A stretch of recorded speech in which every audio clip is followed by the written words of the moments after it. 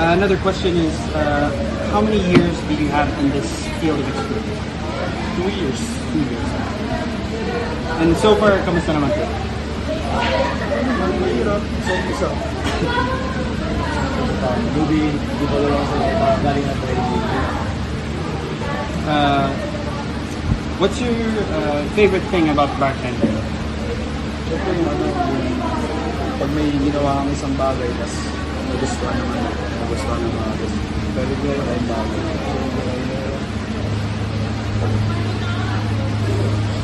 Ano yung top 3 na qualities na dapat nasa isang bartender? Dapat, siyempre, unang-una, masaya sa ginagawa mo. Pangalawa, yung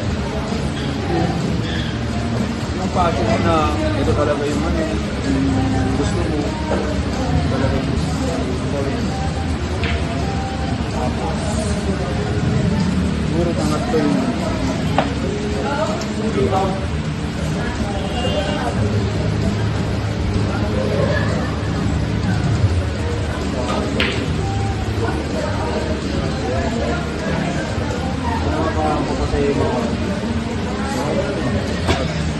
alam mo yung ginagawa mo, masaya sa mga ginagawa mo.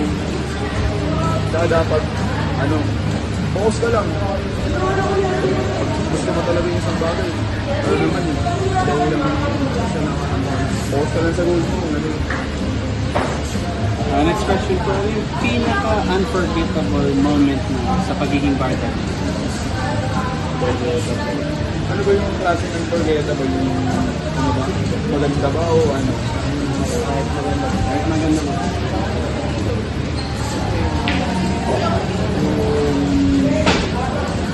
Tapos nung sinabi ko kanina, nagugustuhan nila yung may ginawang actives yan.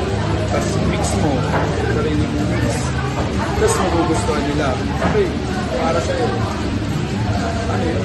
Yung pinaka mahalagang bagay sa iyo. Masaya mo sila eh. Kumbaga nabigay mo yung pet nila, yung gusto nila sa isang bagay. Malaking bagay sa iyo. Yun, mo rin yung skills mo bilang isang bartender. Next question is, ano po yung pinamagandang aspiring tips para sa magiging, gusto maging future bartender? So, una-una yun yung siyempre una dyan yung attitude mo. Dapat okay ka lang, humble ka lang. So, kung yung mga natutunan mo sa simula, iigit mo lang yun. Kasi sa bartender lang yun. Kumbaga, parang agawan ng knowledge yun. So, kung gusto mo talaga matuto, kailangan mo tingnan kung ano yung ginagawa nila. So, kailangan mo higit mo yun. Tapos sa ibang ibang bagay, ikaw na mismo yung gagawa. Agawan lang yun naman yun. Agawan ng experience, agawan ng Parang lalagyan mo lang yung sarili mong twist. Kasi yun lang naman yung ginagawa ko. Wala naman. Ito ako. Ang nagkakatali na siguro sa sarili ng mix. Pare-parehas naman pare-parehas ng ingredients. So nasa sa'yo na yun kung paano mo papalanda yun. Paano mo lalagyan ng twist. One last question. Ano yung favorite drink mo sa your whole life of being a bartender? Trip ko talaga whiskey. Jocko. Old Fashioned. Yun lang po for this section. Susunod na tayo sa isang hanggang doon lang pala guys. Thank you po Kuya Ron. Appreciate it.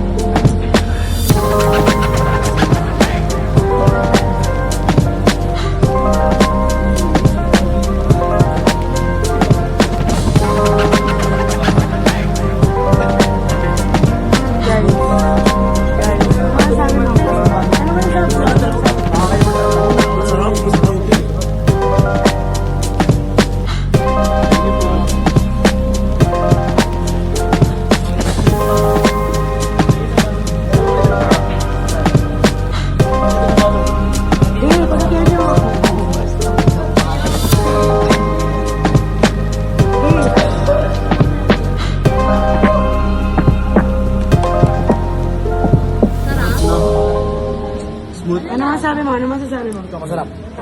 Kaya pa ng sarap daw.